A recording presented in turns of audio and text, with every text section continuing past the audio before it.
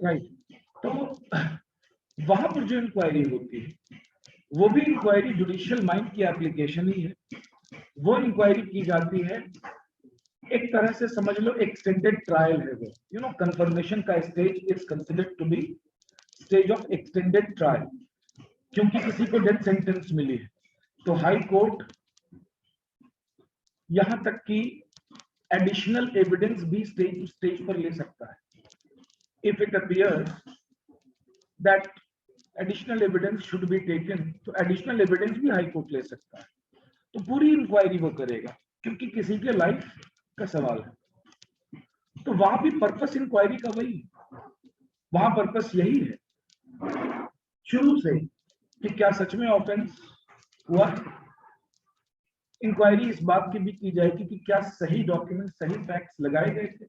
Inquiry इस बात की जाएगी कि क्या वाइटल एविडेंसेस लिए गए थे या वाइटल एविडेंसेस ओवरलुक तो नहीं कर दिए गए थे। वर वाइटल एविडेंसेस ओवरलुक, ये भी देखा जाएगा।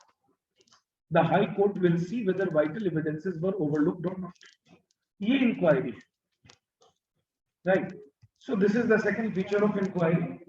The third is from cognizance to committal.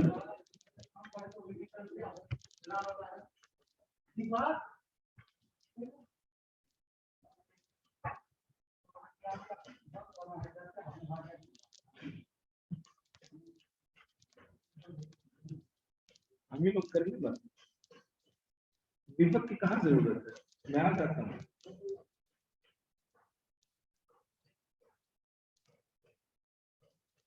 From cognizance to committal या framing of charge, इंक्वायरी का जो स्टेज है ये यूं भी आप डिस्क्राइब कर सकते हैं, cognizance to committal या cognizance to framing of charge। committal इसलिए if the matter before the magistrate appears to be exclusively triable by the sessions court, it appears to the magistrate that this case should be tried by the sessions court. I should not try it for any reason such as lack of jurisdiction, right, or incompetence to punish, जो punishment देनी है उसके लिए वो competent नहीं है, it can also be the reason। तो वो उस केस को भेज देता है सेशंस कोर्ट के पास, right, because it is triable by the sessions court. Magistrate को लगता है it is triable by the sessions court, तो वो सेशंस कोर्ट के पास भेज देता है। आफ्टर टेकिंग कॉग्नाइजेंस भी भेज सकता है, कॉग्नाइजेंस ले लिया उसके बाद उसे सेशंस कोर्ट के पास भेज दिया, राइट। तो सेशंस कोर्ट के पास भेजने तक, कॉग्नाइजेंस से सेशंस कोर्ट के पास कमिटल करने तक का जो पीरियड है ये पीरियड रहा इंक्वायरी का, right. After that when this is committed to the sessions court, अब the matter comes to the sessions court. जब ये मैटर सेशंस कोर्ट में आ गया तो सेशंस कोर्ट भी हो सकता है इंक्वायरी करे बिफोर फ्रेमिंग ऑफ चार्ज।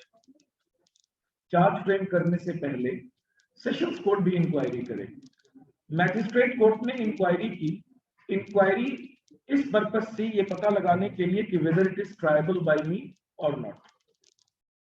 उसे इंक्वायरी पर पता चला it is not triable by me, it is triable by the sessions court. उसकी इंक्वायरी किस इन्फरेंस पर खत्म होती है, it is triable by the sessions court, so I should be committing this to the sessions court. It is committed to the sessions court now. Now the sessions court will carry forward the inquiry for the purpose of framing of charge. So that whole period that is spent towards the framing of charge is the period of inquiry. Fourth point, fourth feature है investigation, inquiry, trial are three different stages of criminal case. तो इसलिए तीन अलग अलग stages की तरह से जब ट्रीट करते हैं तो इन्वेस्टिगेशन क्या है, investigation FIR to police report, FIR launch हुआ वहां से इन्वेस्टिगेशन शुरू होता है, पुलिस रिपोर्ट पर जाकर वो खत्म होता है, विच is the final report under section 173 अगर चार्जशीट फाइल करनी है तो, और नहीं तो उससे पहले ही क्लोजर रिपोर्ट फाइल कर दी। So be it a closure report, be it chargesheet, right. चाहे यहाँ रिपोर्ट्स भी 3 तरह के होते हैं, but then we will go into the ramifications of police report later, right. वो ए बी सी कैटेगरी में रिपोर्ट्स को जो डिवाइड किया गया है, सुनने में अक्सर आया होगा, that we will do later, not at this stage. तो एफआईआर टू पुलिस रिपोर्ट, ये स्टेज है इन्वेस्टिगेशन का। During this period investigation is carried on for the purpose of collection of evidences. एक बात यहां बता दूं कि usually it is considered that the police has the duty to find evidences against the accused. This is wrong perception, ये गलत perception है। Police is a representative of the state, और स्टेट का काम ये नहीं कि वो एक्यूज्ड को कन्विक्शन के लिए ही प्रोसिक्यूट करे। पुलिस का काम एक्यूज्ड की कन्विक्शन को ऑब्टेन करना ही नहीं है, that is not the sole purpose. उसका पर्पस जस्टिस है, उसका पर्पस पनिशमेंट है। तुम लोग को इसी टाइम में याद आता है, तरह से कुछ रूम में जाओ, मुझे थोड़ी देर अकेले छोड़ दो, प्लीज जाओ। पुलिस कोई इंडिविजुअल पार्टी नहीं, राइट। और ये भी हम ना भूलें कि एडवर्सरियल सिस्टम जो हमने अडॉप्ट किया है क्रिमिनल ट्रायल, ये वाला कौन सा है? मम्मी क्या हो गया लालो? ट्रायल का जो हमने अडॉप्ट किया है एडवर्सरियल सिस्टम, तो उसमें हमने गलती से ये समझ लिया है कि 2 पार्टीज एडवर्सरीज हैं, होती होंगी, individual parties are adversaries, but where state is one of the parties, where police is one of the parties, public prosecutor is representing one of the parties, तो फिर उसका काम to obtain conviction by hook or crook नहीं। So investigation का purpose collect evidences against the accused नहीं, उसका purpose है collect the evidences so that justice can be upheld। Collection of evidences for the purpose of finding out whether the accused persons are guilty or innocent। तो अगर police को वो evidences भी मिलते हैं during investigation that go in favor of the accused, उन्हें वो भी magistrate के सामने रखना होगा। If they suppress those facts, then there is illegality in investigation। This is illegal. They can't suppress those facts. They can't overlook those facts which go in favor of the accused. In the course of investigation, if they come across certain evidences that give benefit of doubt to the accused, then they should collect those evidences also. They should not overlook those evidences. ये है काम। तो investigation neutral होनी चाहिए, should not be biased। Inquiry is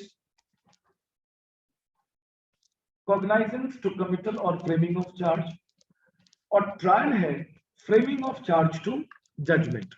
So the trial का stage है framing of charge to judgment।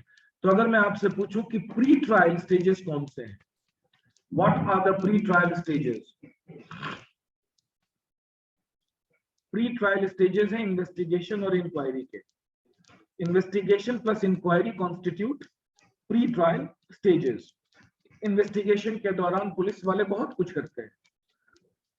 They collect documents, search and seizure करते हैं इसके लिए।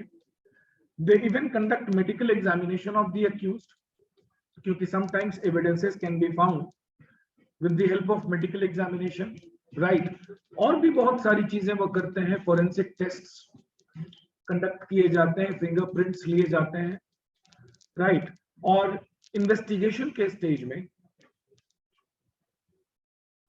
कभी कभी स्पेशल परमिशन से, आपने सुना होगा कि किस तरह से इंटेरोगेशन की जाती है। कुछ नशे की चीज भी इस्तेमाल की जाती है, जिस पर कि काफी क्वेश्चंस भी उठे कि that is unconstitutional etcetera, but then the constitutionality of that has been upheld by the Supreme Court in various cases। तो बहुत काम, राइट। ये सब भी हम पढ़ेंगे, हम देखेंगे कॉन्स्टिट्यूशन भी कैसे अप्लाई होगा इन पर।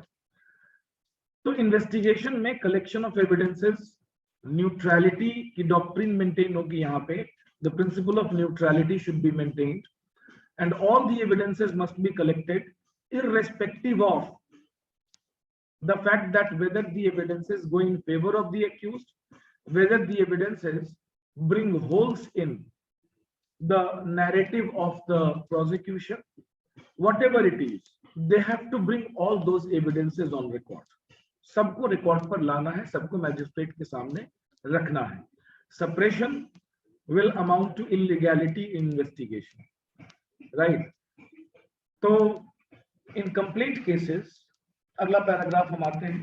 In complaint cases, there may not be the stage of investigation, only inquiry and trial.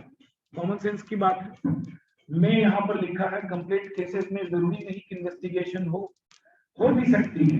We have already read that in our previous notes. आप देखेंगे कंप्लेंट केसेस में the magistrate can order investigation by the police. तो फिर investigation, inquiry, trial तीनों हुए. But generally in complaint cases सिर्फ inquiry and trial, no investigation. There cannot be a case of trial without inquiry. Do you agree? Trial without inquiry हो ही नहीं सकता. क्या आप agree करते हैं? Do you agree? Yes, you have to agree.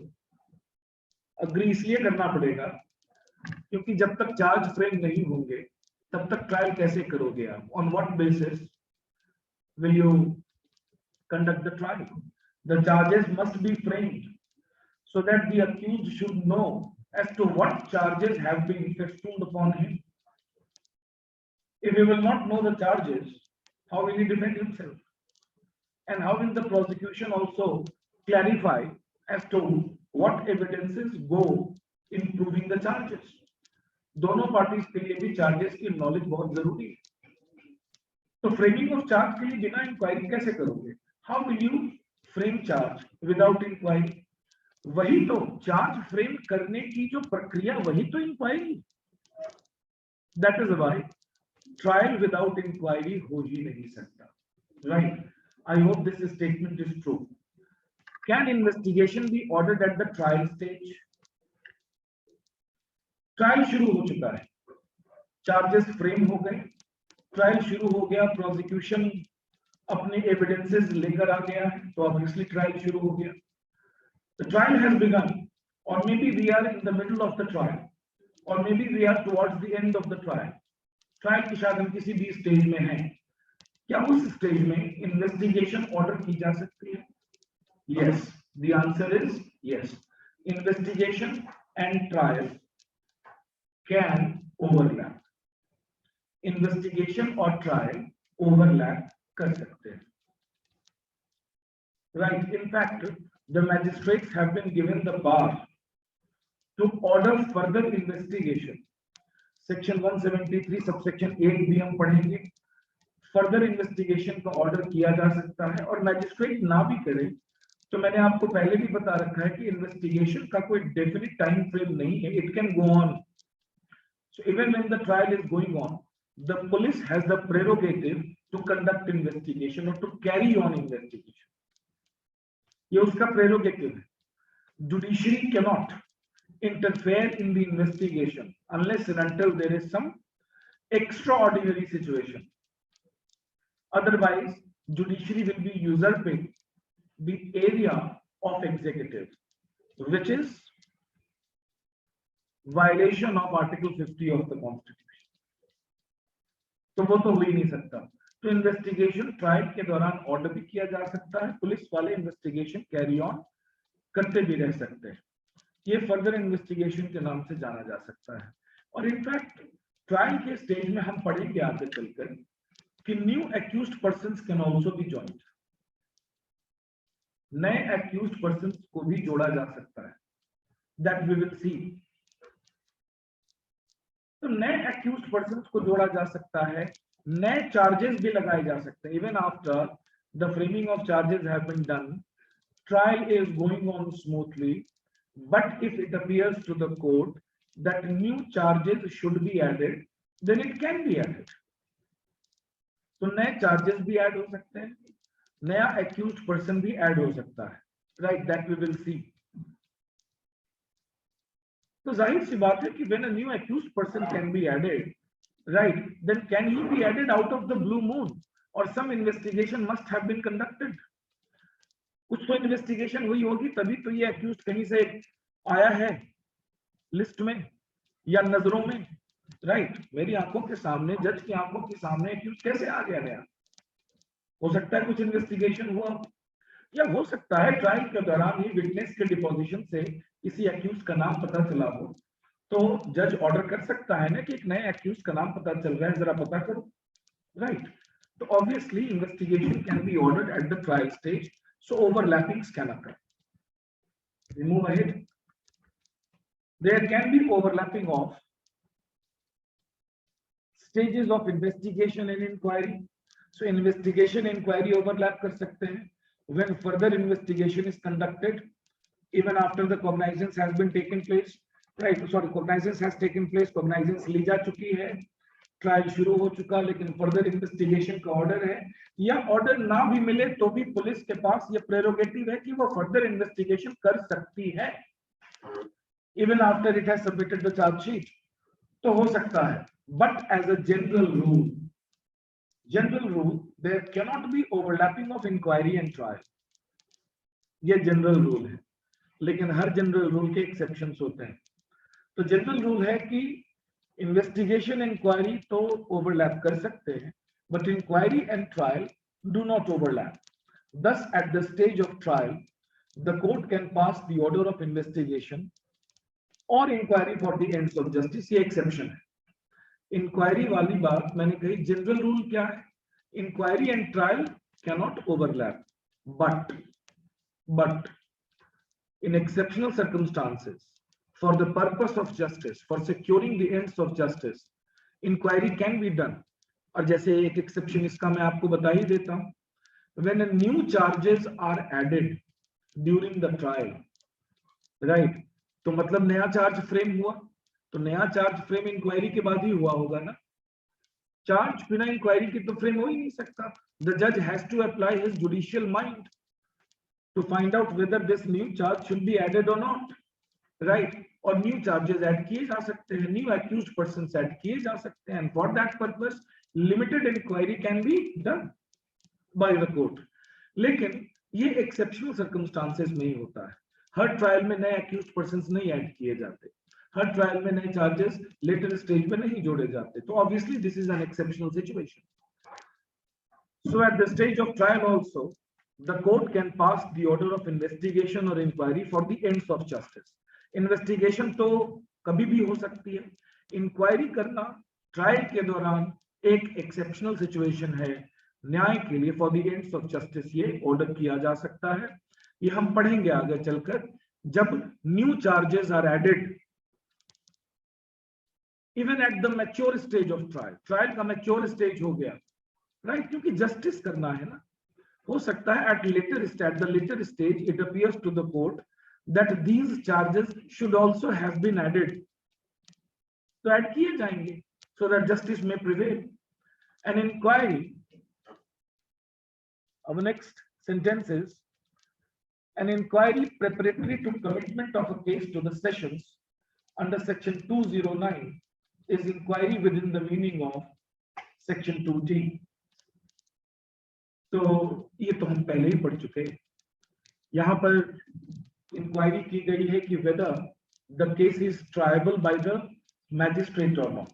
पहले मैजिस्ट्रेट इंक्वायरी क्या कर रहा है कि whether it is triable by me or not। उसे लगता है कि this is triable by the sessions court, right, तो उसकी इंक्वायरी इस इन्फरेंस पर खत्म हुई कि it is triable by the sessions court, और उसने कमिटल कर दिया।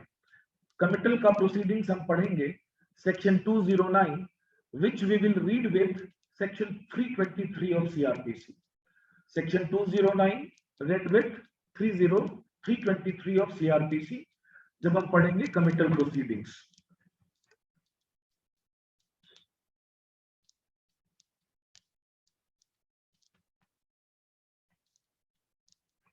इन्वेस्टिगेशन छोटा सा डेफिनेशन है, it means search for material and facts in order to find out whether or not an offense has been committed। Right, search for material. इसमें ये क्यों नहीं लिखा मैंने कि search for material and facts in order to find out whether or not an offense has been committed and whether or not the accused has committed the offense.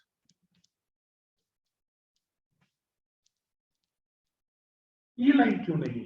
भाई investigation का एक ये भी मकसद समझ में आता है। इन्वेस्टिगेशन का एक ये भी तो पर्पस है, ये पता लगाना कि जो एक्यूज्ड पर्सन्स हैं उन्होंने अपराध किया है कि नहीं किया है। तो ये लाइन इस डेफिनेशन से क्यों मिसिंग है?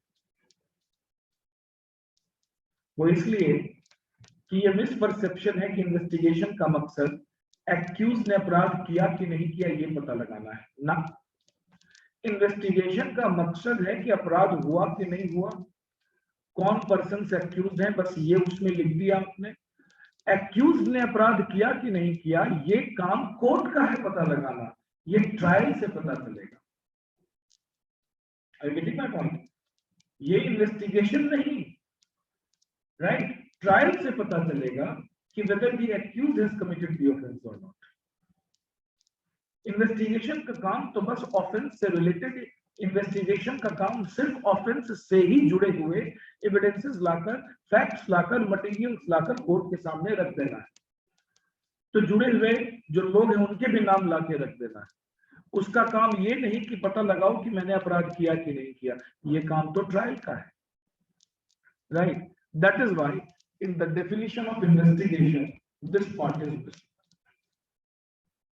यही मैं आपको पीटी में एक ट्रिकी क्वेश्चन दे सकता हूं, which of the following is not an aim of investigation, और उसमें लिखा रहेगा collection of evidences for the purpose of finding whether the accused has committed offense or not.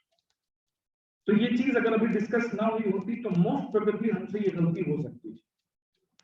हम सोचते कि नहीं इन्वेस्टिगेशन में तो ये भी किया जाता है ना, ये नहीं किया जाता है, ये किया जाता है trial, that is done in the trial, right. बाकी जो छोटे डेफिनेशंस हैं, एक तो कॉग्नाइजेबल ऑफेंस का डेफिनेशन है वो हमने कर लिया। दूसरे सेक्शन 2 के जो छोटे डेफिनेशंस हैं we will do from the bare act itself, there is no need to engage elaborate discussion on them. So please take out section 2.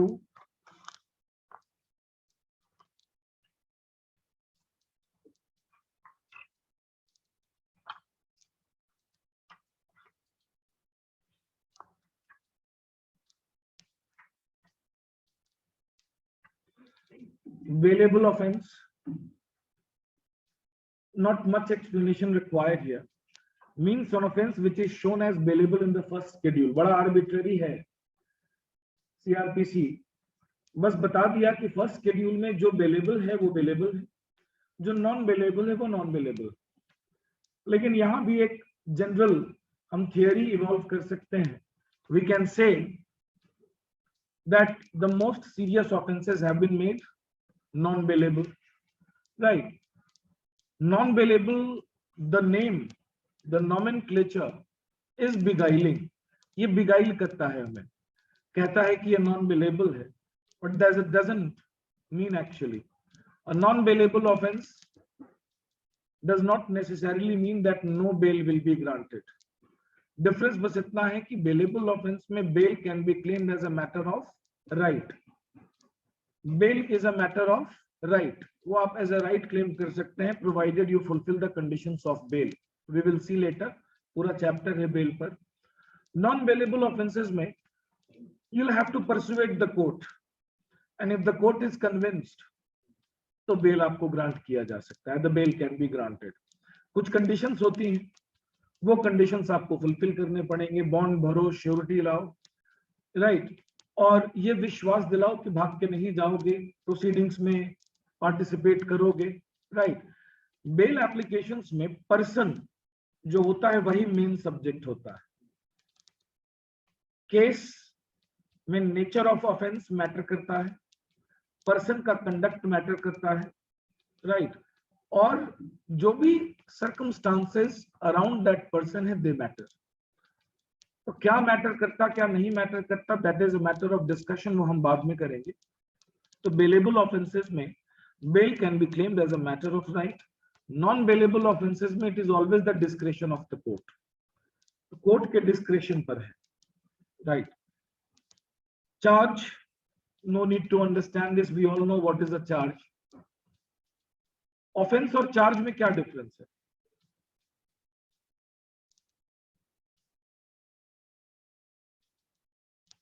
Can you suggest the difference between offense and charge?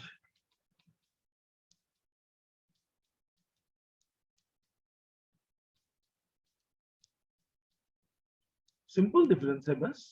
Charge आप उसी offence को तब बोलोगे ना कि when someone is being tried for that. When you try someone for an offense, then you name it a charge. Otherwise, why would you call a charge? Offense simply means an illegal, unlawful, prohibited act, right? But when this becomes triable against a person, when some person is being tried as to whether he has committed this offense or not, then this head becomes a charge. तो charge में आप उसका penal provision डालते हो, right? Offence की definition नहीं डालते हो, चार्ज में आप उसका पिनल प्रोविजन डालते हो, राइट? जो चार्जशीट आप देखोगे उसमें पिनल प्रोविजंस होते हैं, राइट? जो पनिशमेंट वाले प्रोविजंस होते हैं वो होते हैं. यही डिफरेंस है, that is the difference. Offence तो सिंपल डेफिनेशन हो गया, राइट? लेकिन जब आप किसी को ट्राई करते हो तो उस ऑफेंस के पनिशमेंट के लिए ट्राई करते हो ना, for the purpose of punishing that person, तो वो पिनल प्रोविजन डालते हो. So that penal provision is the charge for which you are trying that other person.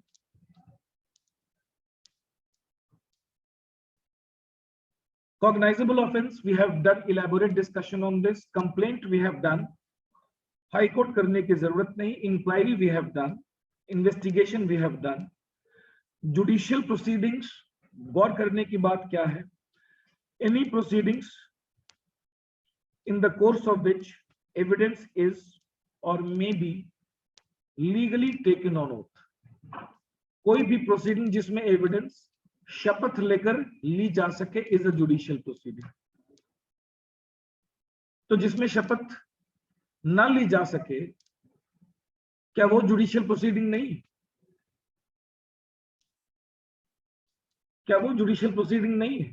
भाई सीआरपीसी की ना डेफिनेशंस में कहीं कहीं मैं कंफ्यूज भी होता रहता हूं, तो प्लीज रिमूव माय कंफ्यूजन. इसमें लिखा हुआ है कि वेयर एविडेंस मे बी, तो मे वर्ड भी तो देखें आप. Course in which evidence is or may be. Evidence is taken on oath or may be taken on oath, दोनों बात है. एविडेंस ओथ पे लिया जाए या एविडेंस ओथ पे, ठीक है ना, मे बी टेकन, दोनों बातें लिखी हुई. तो जैसे कि अब 313 की प्रोसीडिंग हम पढ़ेंगे, 313 सीआरपीसी की, जिसमें कि एक्यूज्ड को एग्जामिन करता है court.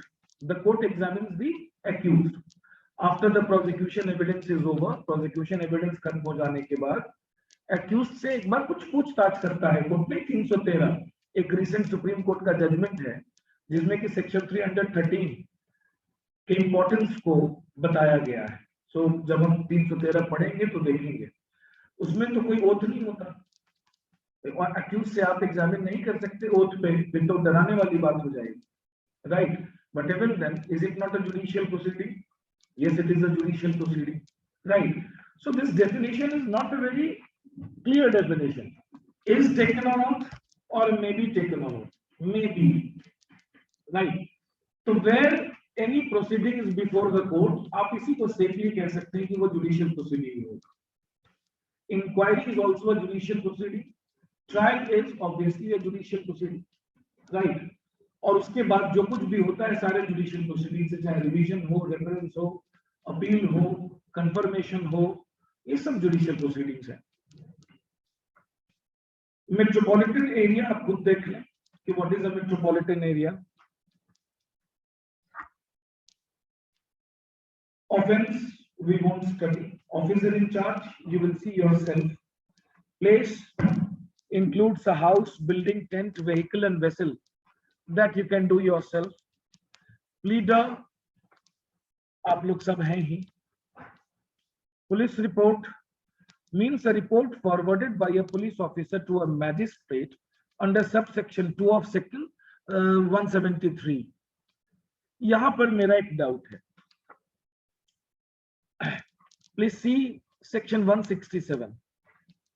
Please see section 167 of CRPC.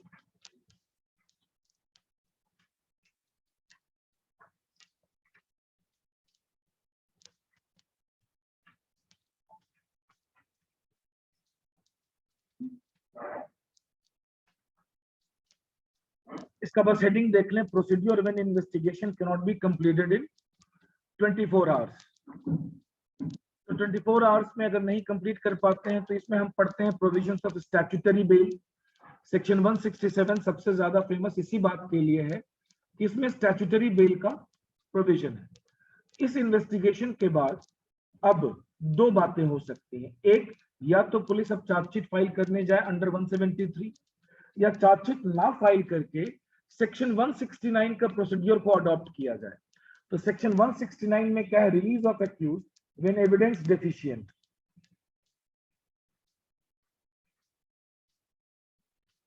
If upon an investigation it appears to the officer in charge of the police station that there is not sufficient evidence or reasonable ground of suspicion to justify the forwarding of the accused to the magistrate, such officer shall, if such person is in custody, release him on his executing a bond with or without sureties, as such officer may direct to appear, if and when so required, before a magistrate empowered to take cognizance of the offence on a police report. तो यहाँ पर police वालों ने क्या किया है? We will see this later in detail.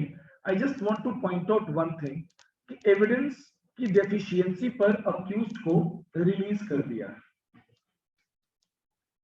Police ने evidence की कमी पर अक्यूज्ड को रिलीज कर दिया, बट अब कंडीशन इंपोज कि आप आएंगे कोर्ट में, राइट? इस कंडीशन पर कि you will come to the court before the magistrate who has the power to take cognizance. आप उसके पास आएंगे, ये जिसके पास ट्रायल होगा उसके पास आएंगे. इसका मतलब क्या ये भी हो सकता है कि पुलिस वाले चार्जशीट में इस अक्यूज्ड का नाम फिर भी डालें, even though they have themselves admitted that there is deficient evidence? Yes, हो सकता है. डेफिशिएंट एविडेंस के बावजूद चार्जशीट में नाम वो डाल सकते हैं कि ताकि मैजिस्ट्रेट से वो रिक्वेस्ट कर सके कि अभी डेफिशिएंट एविडेंस है, हमें इनके ऊपर इन्वेस्टिगेशन करते दिया जाए, तब तक जो बाकी चार्जशीट आप वो रख लें, हम सप्लीमेंट्री चार्जशीट बाद में लाएंगे. ये पॉसिबिलिटी है यहाँ पर, राइट? तो रिलीज कर दिया, लेकिन जरूरी नहीं कि उसके खिलाफ क्लोजर भी कर दे. तो दोनों चीजें हो सकती हैं. अ police officer may see that there is deficient evidence, तो वहां पर ही हैज टू ऑप्शंस. दो ऑप्शंस हैं उसके पास. ऑप्शन नंबर 1, एक्यूज्ड का नाम फिर भी पुलिस रिपोर्ट में रखें, राइट, और फर्दर इन्वेस्टिगेशन कंटिन्यू रखें, लेकिन अभी अक्यूज्ड को रिलीज कर दिया. लेकिन रिलीज का मतलब ये नहीं कि लिबरेट कर दिया. डिस्चार्ज नहीं कर सकता है पुलिस ऑफिसर, राइट? तो नाम रखा चार्जशीट में, फर्दर इन्वेस्टिगेशन मकसद रहा होगा. दूसरी संभावना कि अक्यूज्ड को न सिर्फ रिलीज किया बल्कि क्लोज रिपोर्ट भी फाइल किया, राइट? ये भी एक पॉसिबिलिटी है कि files a close report. What my point? But remember, CrPC does not consider closure report to be a police report, right? Closure report, जब भी हम पूरे सीआरपीसी में पुलिस रिपोर्ट पढ़ेंगे तो क्लोजर रिपोर्ट डेफिनेशन में नहीं है. डेफिनेशन में इन्होंने क्या कहा है? Section 173 subsection 2, right? तो let us see that also.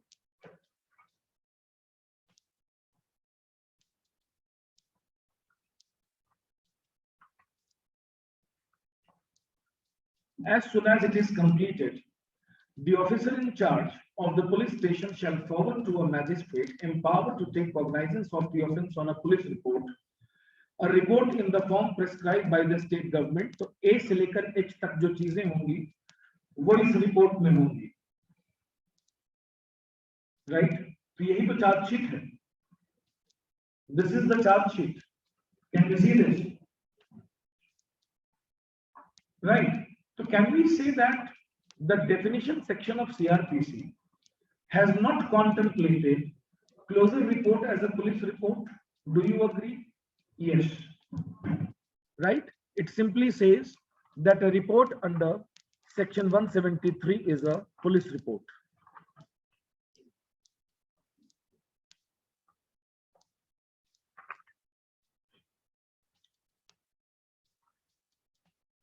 Police station ये आप खुद पढ़ेंगे.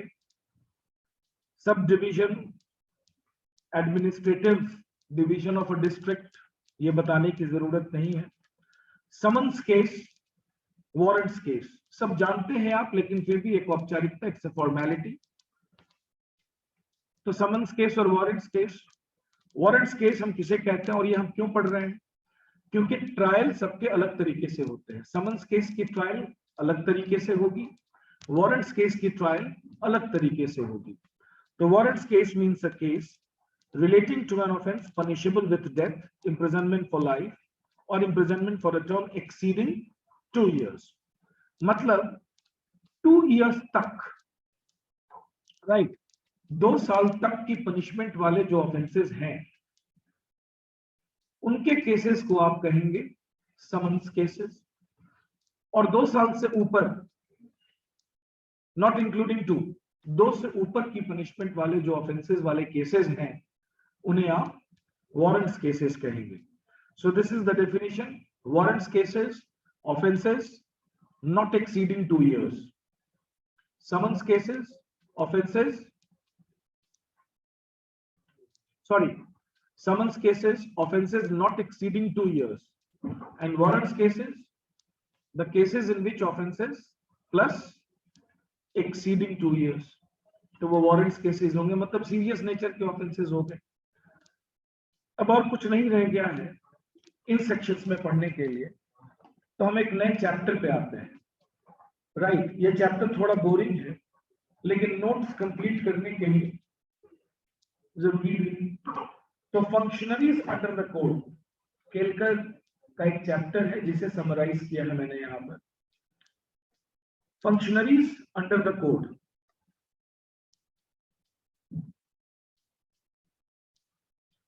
पहला फंक्शनरी पुलिस, इसको तो डिटेल में पढ़ने वाले हैं हम, राइट. दूसरा फंक्शनरी प्रोसिक्यूटर्स, ये अभी ही पढ़ लेते हैं. पुलिस तो पूरी सीआरपीसी में. So advocates can be very unruly sometimes, right? The prosecutors,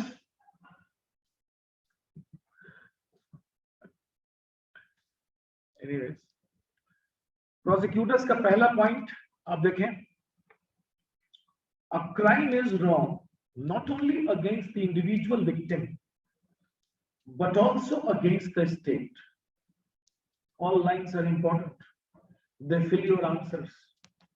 So crime is wrong not only against the individual victim but also against the state. Therefore, the state takes upon itself the responsibility of prosecuting the accused persons. सामान्य सा दिखने वाला line है. State अपने ऊपर ये जिम्मेदारी लेता है कि वो एक्यूज्ड पर्सन्स को प्रोसिक्यूट करे, क्योंकि क्राइम किसी व्यक्ति विशेष के ही विरुद्ध नहीं बल्कि पूरे राज्य, पूरे समाज के विरुद्ध माना जाता है. तो इसीलिए the central government and each state government, लिख लिया आपने, the central government and each state government have power to appoint prosecutors for conducting prosecutions and other criminal proceedings on their behalf in the High Court, Sessions Court and Court of Magistrates. तो central government भी अपने PP appoint करते हैं और state government भी अपने prosecutors appoint करते हैं। वी ऑल नो दैट जिन ऑफेंसेस को सेंट्रल गवर्नमेंट ने ट्राई करना है, राइट, तो बहुत सारे ऑफेंसेस तो सेंट्रल लॉज में भी है ना। गवर्नमेंट दो है हमारे पास, central government and the state government. तो क्राइम तो दोनों के साथ हो सकता है, सेंट्रल लॉज में भी और स्टेट लॉज में भी। तो अगर आईपीसी जो है हमारा कॉन्करेंट लिस्ट में है शायद, right, it is in the concurrent list. तो डिपेंड करता है कि who is going to prosecute, depends upon the offence. तो अगर सेंट्रल गवर्नमेंट ने प्रोसिक्यूट करना है तो वो अपने अपॉइंटेड प्रोसिक्यूटर के थ्रू प्रोसिक्यूट करेगी। स्टेट गवर्नमेंट ने प्रोसिक्यूट करना है तो वो अपने अपॉइंटेड प्रोसिक्यूटर के थ्रू प्रोसिक्यूट करेगी। That is why the central and each state government have power to appoint prosecutors for conducting prosecutions. अगला पैराग्राफ है पब्लिक प्रोसिक्यूटर। ये बस शॉर्ट नोट्स में आप देख लें बस। पब्लिक प्रोसिक्यूटर ये हाई कोर्ट में होते हैं, advocate in practice for 7 years or more, appointed by the central government or state government after consultation with the high court. PP high court में 7 साल की प्रैक्टिस होनी चाहिए कम से कम। Central government state government appoint करते हैं consultation with the high court से कंसल्ट करके। Then comes additional PP, same as above. जो एडिशनल पब्लिक प्रोसिक्यूटर है हाई कोर्ट में, एक पीपी से काम थोड़ी ना चलेगा। Advocate in practice for 7 years or more, appointed by CG और SG after consultation with the high court. Additional PP के लिए भी बिल्कुल वही पैराग्राफ आप रिप्रोड्यूस कर सकते हैं। फिर है public prosecutor for district courts. तो डिस्ट्रिक्ट कोर्ट वाले पीपी रहते हैं कहाँ? सेशंस कोर्ट में। इनके लिए भी they must be in practice for 7 years or more। तो ये वाली क्वालिफिकेशन सेम है, must be in practice for 7 years or more, appointed by CG और SG. The advocate to be appointed by the state government as PP must be one of the advocates on the panel prepared by the district magistrate in consultation with the sessions judge. तो role of district magistrate आप यहां पर देख सकते हैं, कुछ explain करने की जरूरत नहीं है। एग्जीक्यूटिव मैजिस्ट्रेट का, डिस्ट्रिक्ट मैजिस्ट्रेट का आप यहां रोल दे सकते हैं कि स्टेट गवर्नमेंट जब पीपी अपॉइंट करती है डिस्ट्रिक्ट कोर्ट्स के लिए तो एक पैनल बनाया जाता है, which panel is prepared by whom? By the district magistrate, right? अब 2005 में there was amendment to the CRPC और provision for Directorate of Prosecution was laid down कि एक Directorate of Prosecution होगा, but you know this concept has been severely criticized in various judgments of the Supreme Court. उसकी वजह क्या है कि this Directorate of the Prosecution, Directorate of Prosecution जो है, it intermingles with the executive, right? मतलब judiciary और executive दोनों एक तरह से यहाँ पर मर्ज करते हैं। तो अभी देखा जाए तो डायरेक्टरेट ऑफ प्रोसिक्यूशन बहुत इफेक्टिव बॉडी नहीं, स्टेट गवर्नमेंट्स के ऊपर है कि वो बनाए या ना बनाए, but this is what I have given you the general provisions कि पब्लिक प्रोसिक्यूटर कैसे अपॉइंट होते हैं, कौन अपॉइंट करता है। District magistrate in consultation with sessions जज प्रिपेयर्स अ पैनल, उसी पैनल के एडवोकेट को डिस्ट्रिक्ट कोर्ट्स के लिए पीपी बनाया जाता है। फिर additional PP for districts, same as above. फिर कुछ स्पेशल पीपी भी होते हैं, स्पेशल पब्लिक प्रोसिक्यूटर। किसी भी कोर्ट के लिए special public prosecutors can be appointed. इसको जल्दी कर लें, बोरिंग टॉपिक है, right. Advocate in practice for 10 years और मोर। तो अगर स्पेशल पब्लिक प्रोसिक्यूटर अपॉइंट हो रहे हैं तो ये must be in practice for 10 years और मोर। असिस्टेंट पीपीज भी होते हैं, असिस्टेंट पब्लिक प्रोसिक्यूटर, ये मैजिस्ट्रेट के कोर्ट्स के लिए होते हैं। courts of magistrate, any person other than police officer. Police officer को बनाना ठीक भी नहीं, right? Appointed by CG or SG. In case assistant PP is not available in a particular case, assistant PP जो appointed था वो मान लो नहीं available है, तो फिर ऐसी exigent situation में the DM can appoint one for that case. District magistrate उस केस के लिए अपॉइंट कर सकता है. तो again role of executive magistrate आप देख सकते हैं यहाँ पर. Such person so appointed by DM may be a police officer. अब डिस्ट्रिक्ट मैजिस्ट्रेट किसी पुलिस ऑफिसर को भी, ये ऊपर के रूल का एक्सेप्शन आ गया यहाँ पर, पुलिस ऑफिसर को भी अपॉइंट कर सकता है एज असिस्टेंट पीपी, लेकिन दो शर्तें होंगी. पहली शर्त कि वो पुलिस ऑफिसर उस केस की इन्वेस्टिगेशन में नहीं रहा है. He shouldn't be an officer in the investigation of that particular case. और दूसरा, he should not be below the rank of inspector. Inspector के रैंक से नीचे नहीं होना चाहिए, राइट? क्लियर? देख लिया हमने ये सब. आगे बढ़ते हैं.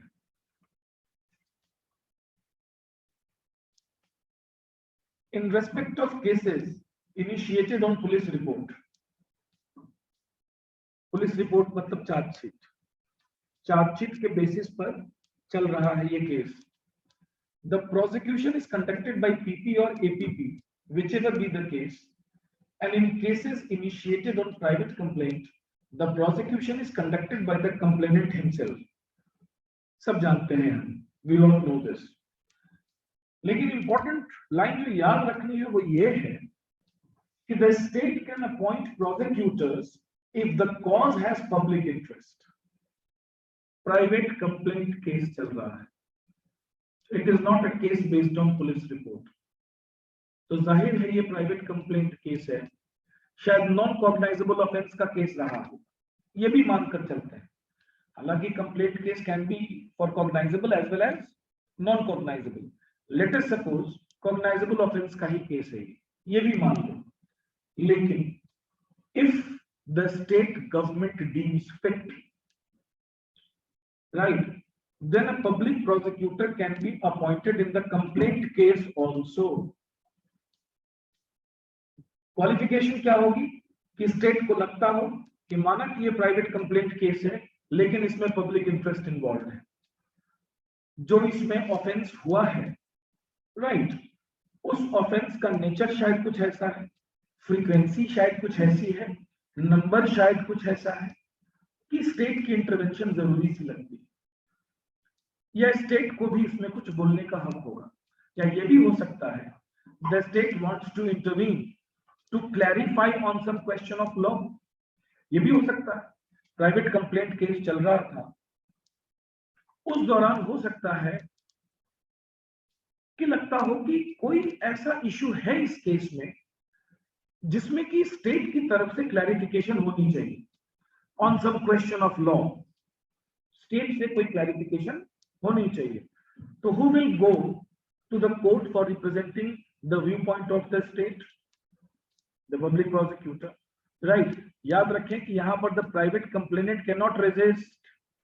प्राइवेट कंप्लेनेंट इसका विरोध नहीं कर सकता कि नहीं मैं तो इसको खुद करूंगा, स्टेट कहां से बीच में चली आ रही है. नो, वो हो सकता है. So the state can appoint prosecutors if the cause has public interest. Thus, the public prosecutor or assistant PP can intervene and assume the charge of prosecution. Assume the charge of prosecution. लगभग बेचारे private complainant को sideline ही कर दिया. Assume the charge of the prosecution even if it is a case initiated on private complaint. Right? Section 301, 302 CRPC का हम बाद में पढ़ेंगे, अभी नहीं. That we will see later. It is for you. You can see it yourself for once at least, right? So this line is very important. ये आपको दिमाग में रखना है कि क्या प्राइवेट कंप्लेंट केसेस में भी पीपी हो सकते हैं. आंसर है यस. तीसरा फंक्शनरी सीआरपीसी में, तीसरा वो बंदा जो आप में से हर कोई यहाँ है, डिफेंस काउंसिल. ये बहुत इंपॉर्टेंट है. We have adopted the adversarial system of criminal trial. हमने एडवर्सेरियल सिस्टम अडॉप्ट किया है क्रिमिनल ट्रायल का। इसके पीछे मकसद यही है कि the truth comes from struggle, right? Both the parties struggle with facts, एक दूसरे के खिलाफ फैक्ट्स प्रोक्योर करते हैं और इससे सत्य निकलकर बाहर आता है। The truth comes out of that. तो इसलिए we have adopted adversarial system of criminal trial. In this, on the one hand, there is a state which uses its investigative resources and prosecutor and the accused employs the defense counsel to challenge the evidences of the prosecution. Two parties are there. One party, the state, investigative resources का मालिक plus prosecutor का मालिक, और दूसरी तरफ accused person जो अपना defence council लेकर आता है। लेकिन अगर accused cannot afford a defense counsel, he is an indigent accused, तो indigent accused का क्या होगा, राइट? खास तौर पर तब जब हम जानते हैं the Constitution of India under Article 22 sub clause 1 and Code CRPC section 303 confer on the accused the right to consult and be defended by a legal practitioner of his choice. ये important है, याद रखने की चीज है।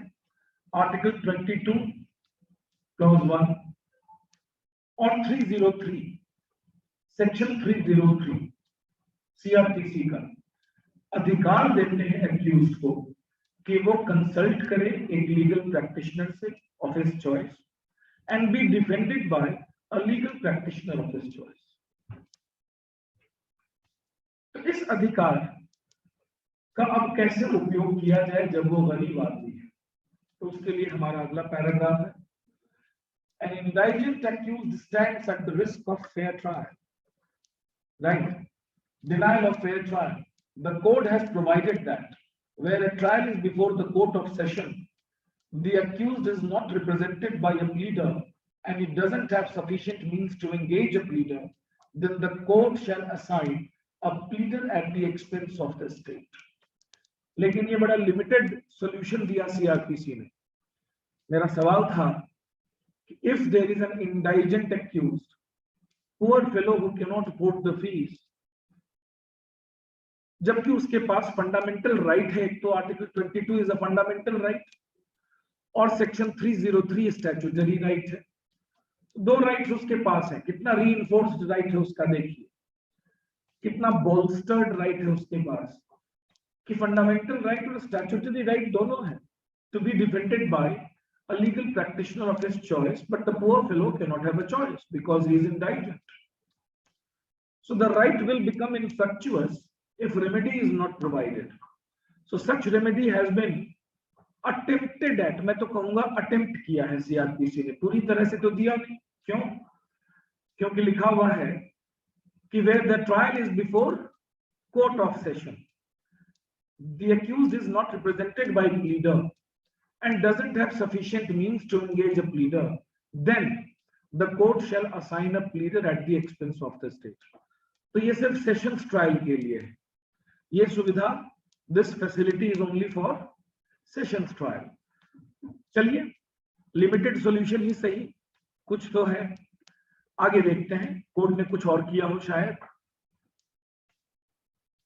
The court has empowered the state government to extend the application of the above provisions to any class of trials before other courts.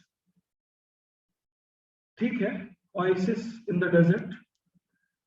CrPC ने खुद तो नहीं, जैसा कि 304 सबसेक्शन 1 में था कि सेशंस ट्रायल में ड्यूटी ही है कोर्ट की, this is statutory duty of court कि इंडाइजेंट एक्यूज्ड को एक प्लीडर असाइन करना होगा, करना ही होगा। लेकिन वैसी ड्यूटी दूसरे कोर्ट के ट्रायल्स के लिए नहीं दी, लेकिन स्टेट गवर्नमेंट को एम्पावर जरूर कर दिया है पार्लियामेंट ने कि आप चाहें तो इंडाइजेंट एक्यूज्ड पर्संस की जो ट्रायल दूसरे कोर्ट्स में होंगी उसमें भी उन्हें प्लीडर असाइन कर सके। तो इसके लिए बहुत सारे स्कीम्स बने, राइट? लीगल सर्विसेज अथॉरिटी इसी के लिए, लीगल एड का कॉन्सेप्ट तो आप जानते ही हैं। Only this can make fundamental right fructuous, more enjoyable, meaningful. Fundamental rights meaningful तभी हो सकते हैं। तो we have so many schemes. Legal services authority बनाया ही इसीलिए गया था, राइट। तो स्टेट को पावर है कि वो दूसरे केसेस में भी, सेशंस केसेस में तो सीआरपीसी ने खुद दे दिया ये पावर, कोर्ट्स को ड्यूटी बल्कि दे दी कि आपको जब दिखे कि इंडाइजेंट एक्यूज्ड है, अफोर्ड नहीं कर सकता लॉयर को लेना, राइट। लेकिन अभी भी कुछ सवालों के जवाब नहीं मिले। जैसे कि एक दिन आप में से किसी ने पूछा था कि अगर एक्यूज्ड पर्सन चुप रहे, बोले ही कुछ ना, खामोश है, और कई वजहों से हो सकता है, डिप्रेशन की वजह से हो सकता है, साइकोलॉजिकल डिप्रेशन की तो होती है कोई चीज, मेंटल इश्यूज भी हो सकते हैं उसको, राइट। तो मानसिक रूप से विक्षिप्तता भी एक कारण हो सकती है कि वो एक्यूज चुप है, या और भी कोई वजह हो सकती है कि वो चुप है, थ्रेट है, कोअर्शन है, पता नहीं क्या है। ऐसी सूरत में हम कहेंगे एक्यूज्ड हो गया है इनकम्युनिकेडो। क्या वर्ड आप यूज करेंगे इसके लिए?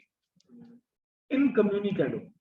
दो तरह से हो सकता है, या तो एक्यूज्ड आंखों से ओझल, गायब, पता ही नहीं कहां है, राइट, वो यहां तो होगा नहीं, यहां तो आसपास ही है कहीं।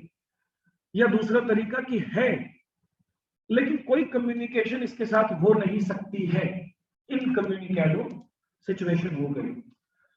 इनका क्या होगा? ये तो इंडाइजेंट भी नहीं है, ये तो गरीब भी नहीं है, अब इनका क्या होगा? न्याय तो फिर भी होना चाहिए, क्योंकि एडवर्सेरियल सिस्टम है। एडवर्सेरियल सिस्टम में दोनों तरफ से, राइट, एक तरफ से नहीं। अब डेडलॉक सिचुएशन हो जाएगा और यूनिलैटरली अगर चलते हैं तो अनकॉन्स्टिट्यूशनल हो जाएगा। भाई कोई आदमी अपना फंडामेंटल राइट ना एक्सरसाइज करे तो क्या स्टेट रहने देगा? याद रखें, फंडामेंटल राइट मैं नहीं भी एक्सरसाइज करना चाहूं तो स्टेट मेरी फंडामेंटल राइट गारंटी करेगा ही करेगा, क्योंकि फंडामेंटल राइट्स ट्रांसफरेबल नहीं, फंडामेंटल राइट्स रिनाउंस नहीं किए जा सकते, फंडामेंटल राइट्स रेलिंक्विश नहीं किए जा सकते। ये ऑर्डिनरी कॉमन लॉ राइट्स आपके नहीं है, जमीन नहीं है कि ले लो, बेचने को मेरा मन करता है। ये इनएलिएनेबल है, द फंडामेंटल राइट्स आर इनएलिएनेबल। तो मैं अगर अपनी फंडामेंटल राइट एक्सरसाइज नहीं करना चाहता तो भी राज्य प्रत्याभूत करेगा हमारे मौलिक अधिकार। The state will guarantee this. तो इसीलिए सुप्रीम कोर्ट ने इस गैप को फिल किया जो सीआरपीसी में था, और वो गैप फिल किया Khatri versus state of Bihar में। इन Khatri versus state of Bihar 1981, the Supreme Court held Article 21 implicitly requires the state to make provisions for grant of free legal aid to an accused who is unable to engage a lawyer on account of reasons such as poverty, indigence और वाली बात सबसे ज्यादा incommunicable. तो मेरे ख्याल से आपको आंसर मिल गया, पता नहीं किसने पूछा था, but I remember somebody had asked कि अगर वो चुप रहेगा तो भी उसे वकील दे दिया जाएगा। अब तो सुप्रीम कोर्ट ने भी कह दिया, right, to engage a lawyer on account of reasons such as poverty, indigence or incommunicado situation. The only qualification, लेकिन सुप्रीम कोर्ट ने एक शर्त भी लगा दी, would be that the offence charged against the accused is such that on conviction it would result in sentence or imprisonment. Imprisonment चाहे 1 महीने का ही क्यों ना हो, कोई ऐसे ऑफेंस का चार्ज उस पर लगा है जिसमें कि उसे कैद की सजा हो सकती है कन्विक्शन होने पर, तो फिर उसे वकील जरूर दिया जाए। लेकिन अगर उस पर कोई ऐसा चार्ज है जिसकी सजा सिर्फ फाइन है, तो फिर वो यूनिलैटरली भी डिसाइड हो जाए, चुप रहता है तो रहे चुप, इनकम्युनिकेडो रहता है तो रहे इनकम्युनिकेडो, इंडाइजेंट है तो है, राइट। इम्प्रिजनमेंट क्योंकि इंडिविजुअल लिबर्टी की वायलेशन हो जा सकती है, एनक्रोचमेंट हो जा सकता है इंडिविजुअल लिबर्टी का, which is the most precious right guaranteed to us. तो इसलिए सुप्रीम कोर्ट ने ये क्वालिफिकेशन लगा दी, क्योंकि स्टेट के पास भी तो लिमिटेड रिसोर्सेज है ना। अब ऐसे तो करोड़ों लोगों को वकील देने लगे स्टेट, तब तो हो गया, इतने तो वकील भी नहीं, right, that is not possible, इतने पैसे नहीं, इतने रिसोर्सेज नहीं, लेकिन इन केसेस में तो देने पड़ेंगे, where his liberty is going to be compromised, तो फिर आपको वकील देना पड़ेगा, चाहे वो गरीब है, चाहे वो इनकम्युनिकेटर है, जो भी है, right. I hope you have done this.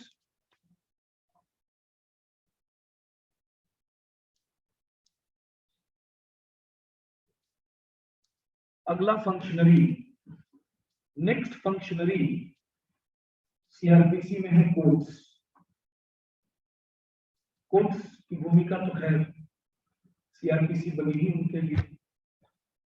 तो कोर्ट्स में सबसे पहले हमारा सुप्रीम कोर्ट है। The Supreme Court also plays an important role, right, ये हम सब जानते हैं, एक जगह पर बस लिख रहे हैं इसे, सुप्रीम कोर्ट। तो सुप्रीम कोर्ट से रिलेटेड जो प्रोविजंस है सीआरपीसी में, यही देख लेते हैं एक बार, right. The code makes provisions of appeal to the Supreme Court under certain circumstances. Section 374, 379, जब हम अपील का चैप्टर पढ़ेंगे तो इन सेक्शंस को हम डिटेल में पढ़ेंगे, राइट। अभी बस आप मेंशन कर लें कि सीआरपीसी में कई प्रोविजंस हैं जिसमें कि सुप्रीम कोर्ट में आप अपील लेकर जा सकते हैं। 374, 379। The code enables the Supreme Court to transfer cases and appeals in the interest of justice. CRPC में, हालांकि कॉन्स्टिट्यूशन ऑफ इंडिया में भी है section 139A, right, sorry article 139, वहां भी सुप्रीम कोर्ट ट्रांसफर कर सकता है केसेस, वो कॉन्स्टिट्यूशनल पावर्स है सुप्रीम कोर्ट के। मैं देख रहा हूं सीआरपीसी में सुप्रीम कोर्ट कहां है, तो यहां है सुप्रीम कोर्ट 374, 379 में है, where the code makes provisions of appeal to the Supreme Court under certain circumstances, वो हम पढ़ेंगे साथ में। The code enables the Supreme Court to transfer cases. The Supreme Court can transfer a case from one state to another state. Supreme Court can also transfer a case from one court to itself, खुद को भी transfer कर सकता है, right. Appeal चल रही है, उस अपील को अपने पास बुला लिया, हाई कोर्ट में मैटर चल रहा है, उसे अपने पास बुला लिया, ये भी कर सकता है supreme court. The Supreme Court also exercises appellate jurisdiction in criminal cases under the provisions of Supreme Court Enlargement of Criminal Appellate Jurisdiction 1970। छोटा सा तो एक पेज का तो है, right, this is a one page law. Supreme court enlargement of Criminal Appellate Jurisdiction 1970। तो जब हम अपील पढ़ेंगे ना, तो हम ये एक्ट के भी 2 पैराग्राफ पढ़ेंगे, 2 पैराग्राफ्स, जिसमें हम देखेंगे कि how the Supreme Court can transfer cases to itself, how the Supreme Court applies its extraordinary appellate jurisdiction under this act of 1970, right। Criminal appellate jurisdiction 1970 ये लाया ही गया था to enlarge the powers of the Supreme Court in matters of criminal appeal, ठीक है। अगला player High Court. High Court बहुत important role play करता है, एक रोल तो उसका हम पहले ही देख चुके। So next functionary is the high court. The high court has got superintendence over all courts throughout the state, Article 227, read with Section 482 CRPC, 483 CRPC, right, वो भी है मेंशन्ड यहाँ पर पॉइंट्स में। तो सबसे पहले तो Article 227, तो when I will do Section 483 plus revision, जब रिवीजन का चैप्टर हम पढ़ेंगे Section 397 CRPC, तो Article 227 के मैं साथ पढ़ाऊंगा, हम 227 और 397 227 एंड 397 एक साथ पढ़ेंगे। चैप्टर का नाम होगा रिवीजन, राइट। सेकेंड पॉइंट है, the code also provides that the superintendents over the courts of judicial magistrates should be so exercised as to ensure expeditious and proper disposal of cases in such courts. तो इस court ने high court को यह power दिया है कि it can superintend over the courts of judicial magistrates also. High court की constant superintendence रहती है लोअर कोर्ट्स पर, उनके कंडक्ट पर, उनके प्रोसीड्योर पर, उनके बिहेवियर पर, उनके डिमेनर पर, उनके ऑर्डर्स पर, हर चीज पर नजर रहती है। जनरल सुपरिंटेंडेंस रहता है। यहां तक कि लोअर कोर्ट जब इनऑर्डिनेट डिले करते हैं in a disposal of case, inordinate delay, and this delay is not on the part of the parties but on the part of the state. तो ऐसा भी हुआ है कि under section 483 read with section 227 and article 227 and article 226, high courts ने time frame भी दे दिया है लोअर कोर्ट्स को कि ये लो 6 महीने का टाइम और इसमें डिसाइड करो केस को। हालांकि ऐसा हमेशा नहीं होता है। एक टाइम फ्रेम प्रेस्क्राइब करना कैन समटाइम्स कॉज इनजस्टिस हो सकता है, लेकिन करना पड़ा हाई कोर्ट को ऐसे केसेस में। इनऑर्डिनेट डिले, और इनऑर्डिनेट डिले जिसमें गलती कोर्ट की, स्टेट की, कोर्ट की, एक्यूज्ड पर्संस की कोई गलती नहीं। अभी कल ही सुप्रीम कोर्ट ने एक एक्यूज्ड को बेल दे दिया क्योंकि ट्रायल बहुत देर से चल रही थी, ट्रायल में विलंब हो रहा था, अनएक्सप्लेन्ड डिले क्यों हो रहा था, where a trial should be conducted as far as practicable on a day-to-day basis, और वो भी इस तरह के ऑफेंसेस जिसमें कि जेल कस्टडी में है बंदा, the person is in custody, और आप ट्रायल में मजा ले रहे हैं, तो बेल ग्रांट कर दिया। टाइम फ्रेम भी दिया जा सकता है, time frame can also be given, right. सो ये सुपरिंटेंडेंस है। उनके रेगुलर कंडक्ट पे नोटिस किया होगा, हाईकोर्ट जजेस इंस्पेक्शन भी करने पहुंच जाते हैं lower courts. All of a sudden inspection करने पहुंच गए लोअर कोर्ट के वर्किंग को देखने के लिए, whether the lower court is working properly और नॉट। ये है सुपरिंटेंडेंस। प्रोसीड्यूरल फ्लॉज अगर लोअर कोर्ट्स में हो रहे हैं, सुपरिंटेंडेंस, आप हाई कोर्ट के पास इंफॉर्मेशन दे सकते हो कि क्या हो रहा है किसी कोर्ट में। High Court has general power of superintendence over all the lower courts. Why? कि ताकि प्रॉपर डिस्पोजल ऑफ केसेस हो सके और एक्सपेडिशियस वर्ड आप समझ रहे होंगे, एक्सपेडिशियस डिस्पोजल मतलब जल्दी। तो अगर अनएक्सप्लेन्ड, इनऑर्डिनेट, अनरीजनेबल डिले चल रहा है, तो हाई कोर्ट इस तरह के ऑर्डर्स भी दे सकता है कि ट्रायल एक्सपेडाइट हो जाए। द ट्रायल गेट्स एक्सपेडाइटेड, जल्दी हो जाए। और रेयर केसेस में टाइम फ्रेम भी दिया है, 6 मंथ टाइम फ्रेम, कि 6 मंथ टाइम फ्रेम में आप डिस्पोज ऑफ करें इस मैटर को। और अगर डिले है, उससे भी ज्यादा डिले लगता है, तो हमें सेटिस्फैक्टरी रीजन बता दें क्यों ट्रायल में डिले क्यों होनी चाहिए, नहीं होनी चाहिए। The court gives to the high Court various powers including reference, appeal, revision, confirmation and transfer of cases. तो रेफरेंस हम आगे चलकर पढ़ेंगे।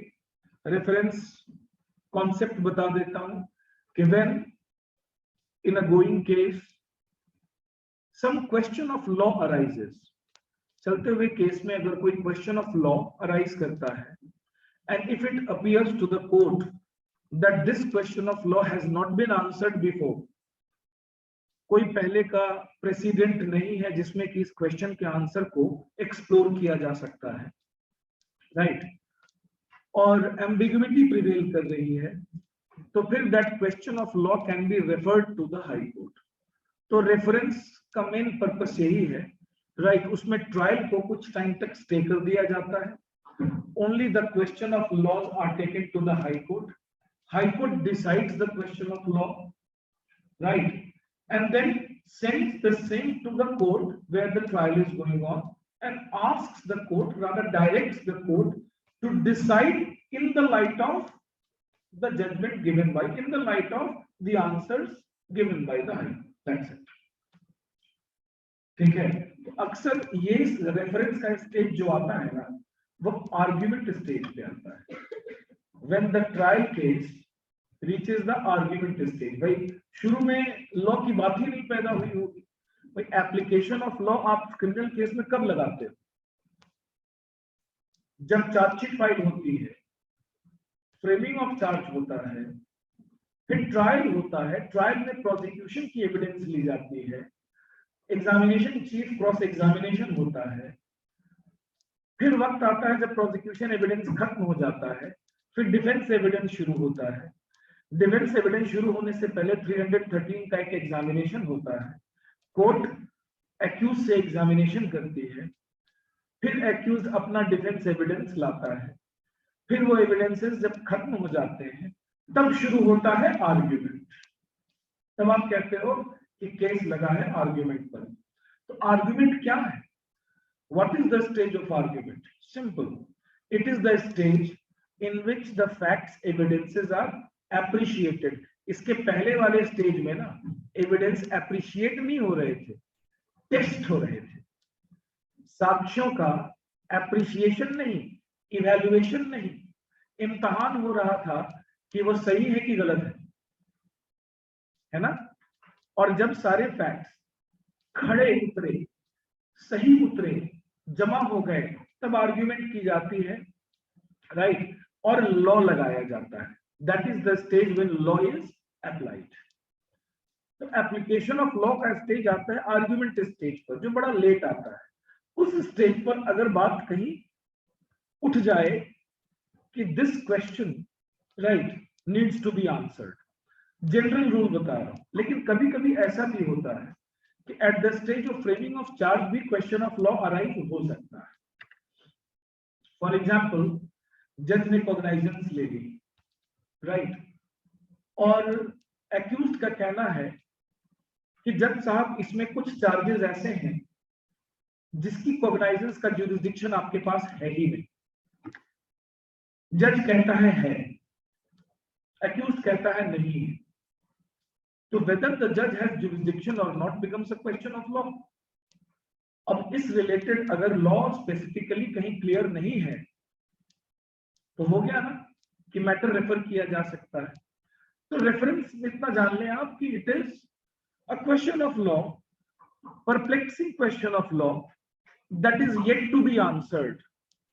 अभी उसका जवाब पहले से जो डिसाइडेड केसेस है ना उसमें है, राइट, ना किसी लॉ में मिल रहा है, तो फिर हम रेफरेंस को लेकर जाते हैं, या फिर mixed questions of facts and law लेकर हम हाई कोर्ट के पास जाते हैं, वही रेफरेंस है। अपील तो हम पढ़ेंगे चैप्टर में, रिवीजन हम पढ़ेंगे, difference between appeal and revision भी पढ़ेंगे, how appeal and revision are different. और कंफर्मेशन, डेथ सेंटेंस की कंफर्मेशन जब पहुंचती हाई कोर्ट, वो हम पढ़ ही चुके हैं, they have already mentioned this, right. तो सीआरपीसी ने हाई कोर्ट को एक बहुत ही इंपॉर्टेंट रोल दिया है जो सुप्रीम कोर्ट के पास भी नहीं। वो रोल है सुपरिंटेंडेंस का, वो रोल है इनहेरेंट पावर्स की एप्लीकेशन का, राइट, वो रोल है रिवीजन का, वो रोल है कंफर्मेशन का। कंफर्मेशन हाई कोर्ट का exclusive power, it's an exclusive power of the high court. Next point is the court recognizes the inherent powers of the high court. We have already done this. So our next court is the court of session. Hierarchy में अगला court of session है। The court of session, जल्दी से कर लेते हैं इसको, let us do it quickly. The state is to establish a court of session for every sessions division. State government establish करता है sessions court. This sessions court is to be presided over by a judge appointed by the High Court. High Court appoint करता है sessions judge को. The High Court may also appoint additional sessions judge and assistant sessions judge. Additional assistant दोनों को कौन? High court appoint करता है. Assistant sessions जज, assistant तो नाम से ही पता चल गया ना, इज सबऑर्डिनेट टू सेशंस जज. यह हायरार्की है, he is subordinate two sessions जज.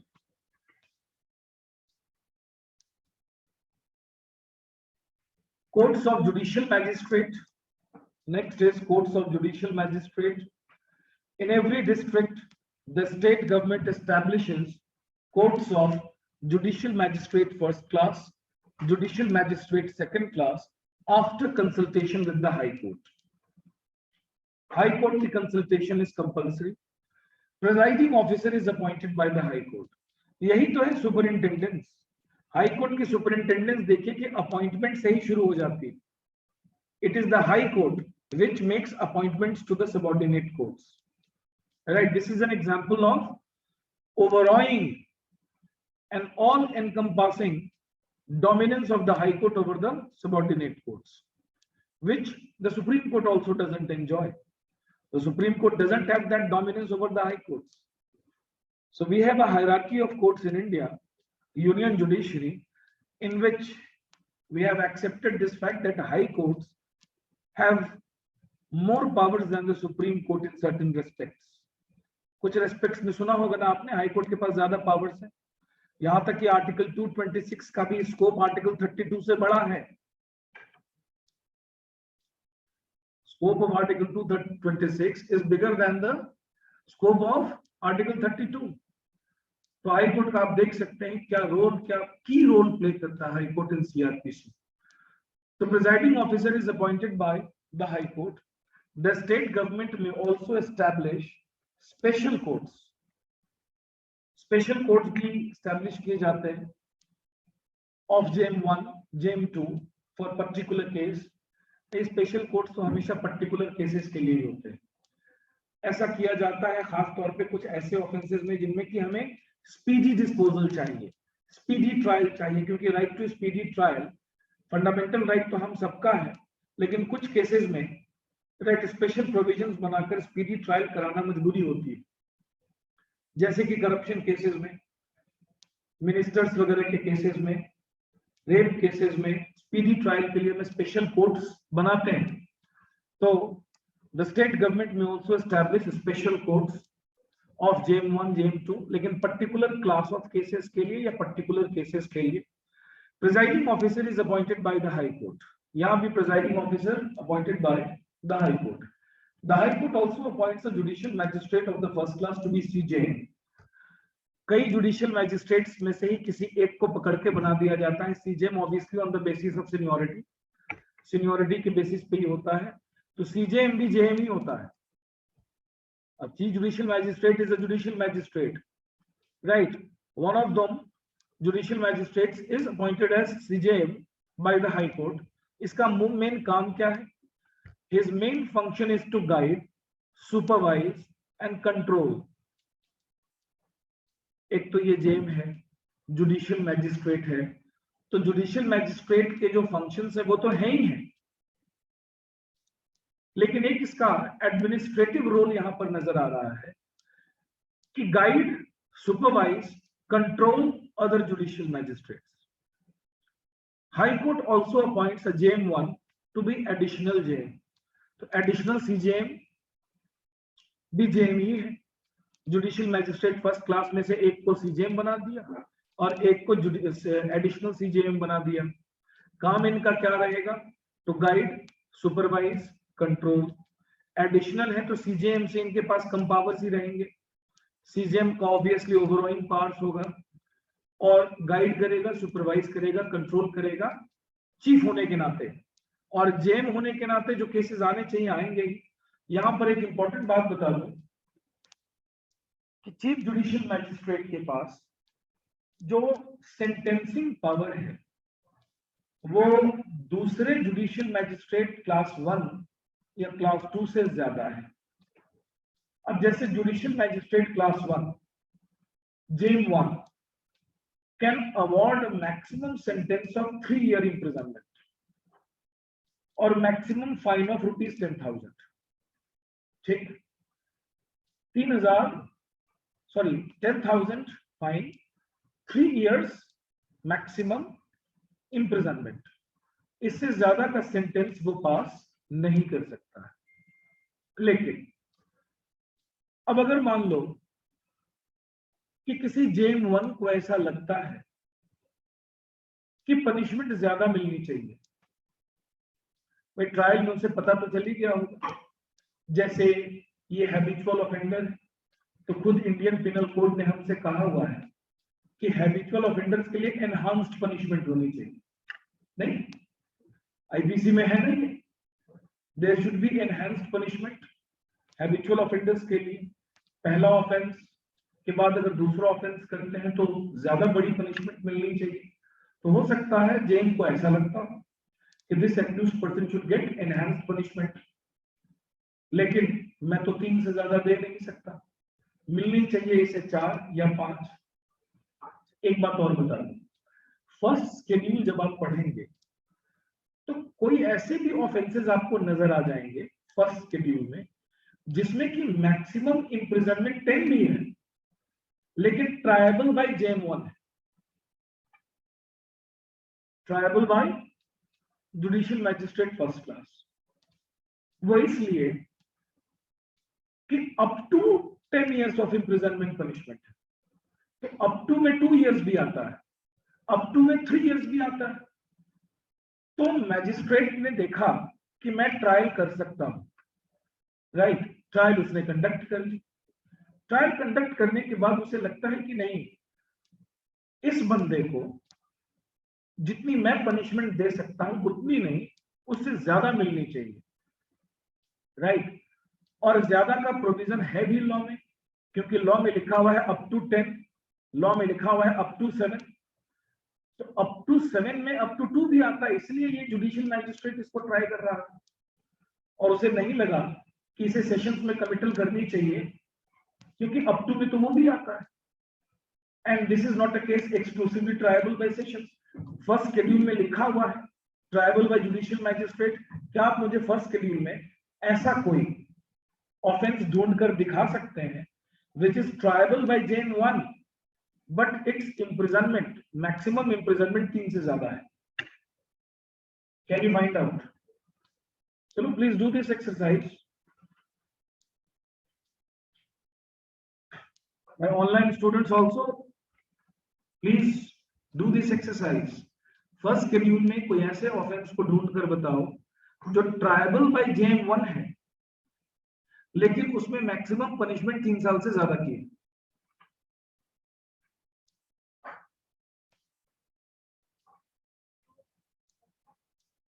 क्या? So you can find it out now, right? I could have done this myself, but it gives me a 2-minute pause, so I'm taking risk actually.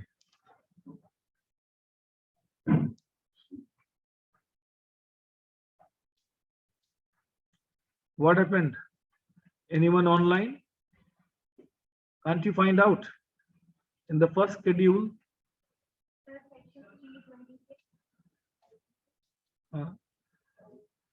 It is tribal by Magistrate of first class.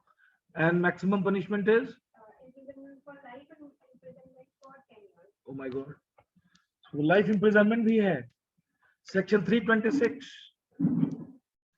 Online students, आप अपनी mobile लेकर बस class ले रहे हैं, you are not carrying your bare act I think. चलिए, एक offence ही काफी है जो मैं कुछ बताना चाहता हूं। मेरा पर्पस ये है बताना, चीफ जुडिशियल मैजिस्ट्रेट की उपयोगिता देखिए क्या है। जब जुडिशियल मैजिस्ट्रेट यही सेक्शन 326 आईपीसी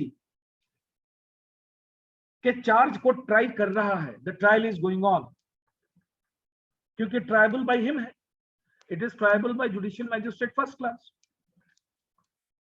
लेकिन ट्राई करते करते सेंटेंस का टाइम जब आया, then this judicial magistrate thinks कि this person should be awarded 7 years of imprisonment, more than 3, 4 मिलनी चाहिए, 5 मिलनी चाहिए, 6 मिलनी चाहिए, बल्कि 10 मिलनी चाहिए, राइट। ये डिपेंड करता है कि अक्यूज्ड का ये पहला ऑफेंस है कि दूसरा ऑफेंस, बहुत सारे फैक्टर्स हैं, मैजिस्ट्रेट को ऐसा क्यों लगा। तो अब तो इसकी लिमिटेशन है, जुडिशियल मैजिस्ट्रेट फर्स्ट क्लास की तो लिमिटेशन, वो तो 3 से ज्यादा दे नहीं सकता। तो ऐसी सिचुएशन में सेक्शन 325 सीआरपीसी काम आता है। सेक्शन 325 सीआरपीसी ऑफिशियली हम इसे बाद में भी पढ़ेंगे। सेक्शन 325 सीआरपीसी में लिखा हुआ है कि judicial magistrate chief judicial magistrate को make over, lower to higher जब कोई चीज जाए तो it is called make over, can make over this case to CJM. वो चीफ जुडिशियल मैजिस्ट्रेट को ये केस मेक ओवर कर सकता है, राइट। सब कुछ हो गया, कन्विक्शन भी हो गई, जजमेंट आ गया, सेंटेंस देना है। याद रखिए, जजमेंट ऑन कन्विक्शन और सेंटेंस दो अलग अलग दिनों में होते हैं। पहले कन्विक्शन हो जाती है, कन्विक्शन के बाद एक दिन तय किया जाता है जिस दिन सेंटेंस पे भी बहस होगी ना, एक बहस तो सेंटेंस पे भी होगी कि कितनी मिलनी चाहिए सजा। So when it appears to the magistrate that more severe punishment should be awarded, तो वो इसे सीजेएम के पास भेज देगा अंडर सेक्शन 325 सीआरपीसी। 325 सीआरपीसी इसी के लिए, या यहां तो से समझे, हाँ कमिट भी कह सकते हैं, मेक ओवर तब एक्सप्रेशन, हाँ क्या क्या नहीं, देखिए कमिटल जो है ना, कमिट वर्ड तो तभी बोलना चाहिए जब सेक्शन 209 या 323 बोल रहा है, अदरवाइज कमिट वर्ड तो बोलना ही नहीं चाहिए। थ्योरी अलग है, प्रैक्टिस अलग। प्रैक्टिस में हम कभी कभी लाइंस क्रॉस भी कर देते हैं, ठीक है, लेकिन कमिटल जो एक स्पेसिफिक टर्म है, it is associated with only 209 and 323, right. ये कमिटल नहीं, कमिटल होता है सेशंस कोर्ट में, when the subordinate court, JM court, judicial magistrate court sends the matter to the sessions court because it is triable by the sessions court, then this is called committal, right। इसे तो हम या तो submission कहें कि GeM 1 submits the matter to the chief judicial magistrate with his opinion, अपना विचार देते हुए कि सर मुझे लगता है इसमें ज्यादा होना चाहिए, राइट। तो कमिट अलग वर्ड है, कमिटल अलग चीज है। कमिट एक अंग्रेजी का साधारण शब्द है, वो आप यहां यूज कर सकते हैं। कमिटल अगर बोल दिया तो that is specifically associated with 209 and 323। तो हम एक बार 325 देख ही लें, let us have a look at 325।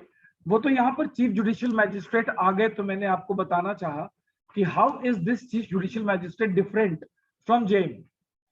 पहले तो ये इसलिए डिफरेंट है क्योंकि यही गाइड करता है दूसरे जेम को, सुपरवाइज करता है दूसरे जेम को, कंट्रोल करता है। ये हुआ इसका एडमिनिस्ट्रेटिव कैपेसिटी, चीफ। और एज अ जुडिशियल मैजिस्ट्रेट भी ये चीफ है, क्योंकि बाकी जुडिशियल मैजिस्ट्रेट से इसके सेंटेंसिंग पावर्स ज्यादा है।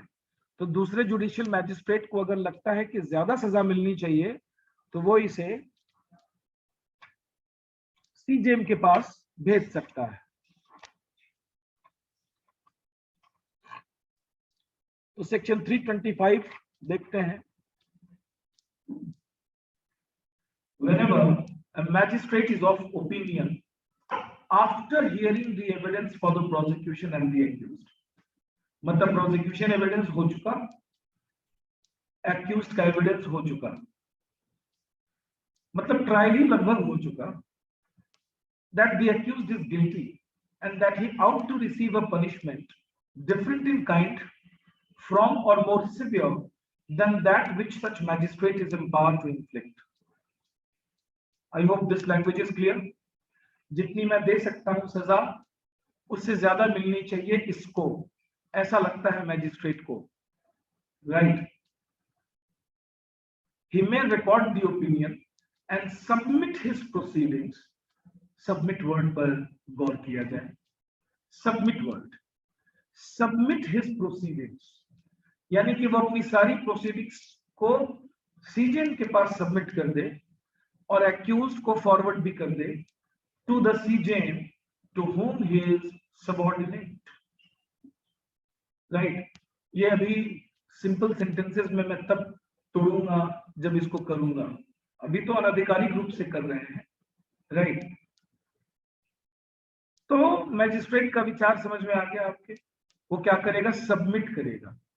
तो इसके लिए आप या तो मेकओवर कह सकते हैं या सबमिशन। सबमिशन शब्द ही इसके लिए सबसे उपयुक्त शब्द है। कोर्ट में कमिटल हम बोल लेते हैं क्योंकि जज साहब भी समझ लेते हैं, ठीक है? क्लाइंट समझे ना समझे हमें फर्क क्या पड़ता है, उसको समझाने तो हम जाते भी नहीं, काम अपना हो जाता है, राइट? तो सबमिट ये इंपॉर्टेंट चीज है यहाँ पर।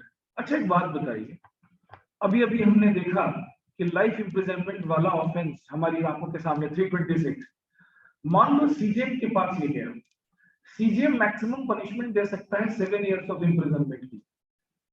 मैक्सिमम पनिशमेंट कितनी? 7 साल। सीजेएम को लगता है कि ना इसको तो 10 मिलनी चाहिए, अब क्या होगा? कुछ नहीं, सीजेएम भी वही करेगा जो जेएम ने किया था, वो इसे किसके पास भेज देगा? सेशंस कोर्ट में भेज देगा, क्योंकि जो जेएम कर सकता है वो सीजेएम भी कर सकता है, क्योंकि वो भी एक जेएम है। Are you getting my point? देखिए ना, when a magistrate लिखा हुआ है, a cow, a boy, a girl, a bottle, a magistrate, तो ये कहां बताया कौन सा वाला? जेएम 1। ये तो कहीं नहीं रहा कि सिर्फ जेएम 1 ही कर सकता है, सीजेएम भी तो एम है ना, तो कर सकता है। तो अगर सीजेएम साहब को लगता है कि ये तो 7 से भी ज्यादा का कैंडिडेट है, इसे तो 7 से भी ज्यादा की पनिशमेंट मिलनी चाहिए, कोई नहीं, वो इसे फर्दर सबमिट कर देगा। He will also submit the proceedings. Chief judicial magistrate के पास यहाँ पर काफी पावर्स है। वैसे यहाँ पर एक तरह से समझो कि वो सारे विटनेसेस को दोबारा बुला नहीं सकता है, चीफ जुडिशियल मैजिस्ट्रेट खुद ही ट्रायल कंडक्ट कर दे सकता है, ये भी पॉसिबल है।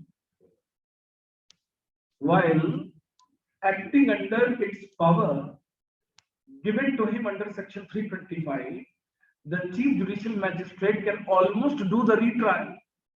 He may recall witnesses, he may conduct the whole trial himself. Why? Because it is a matter of giving severe punishment now. The greater the punishment, the greater the precaution. Precaution लेना पड़ेगा, article 21 उसकी violation का सवाल है यहाँ पर। So fair process होना चाहिए, ड्यू प्रोसेस होना चाहिए।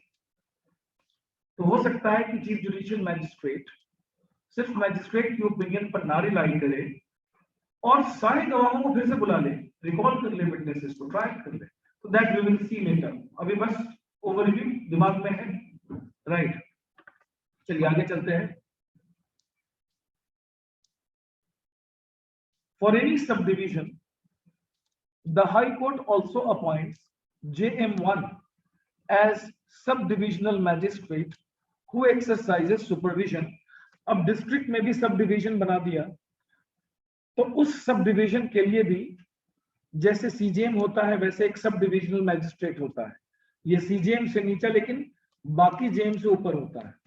Sub divisional magistrate exercises supervision and control over other judicial magistrates in the subdivision. Hierarchy देख रहे हो, रेसिडी हायरार्की, इसके नीचे बाकी जेएम है उस सब डिवीजन के। Fifth point, CJ means subordinate to the sessions court. CJ sessions के सबऑर्डिनेट होता है. Every judicial magistrate is subordinate to CJ, but at the same time they are under general control of the sessions judge. Right? Common sense की बात है ना. Sessions जज इन सबसे senior है ना, तो सेशंस जज तो सीजेएम को भी कंट्रोल कर सकता है, तो ऑब्वियसली बाकी जुडिशियल मैजिस्ट्रेट्स को भी कर सकता है.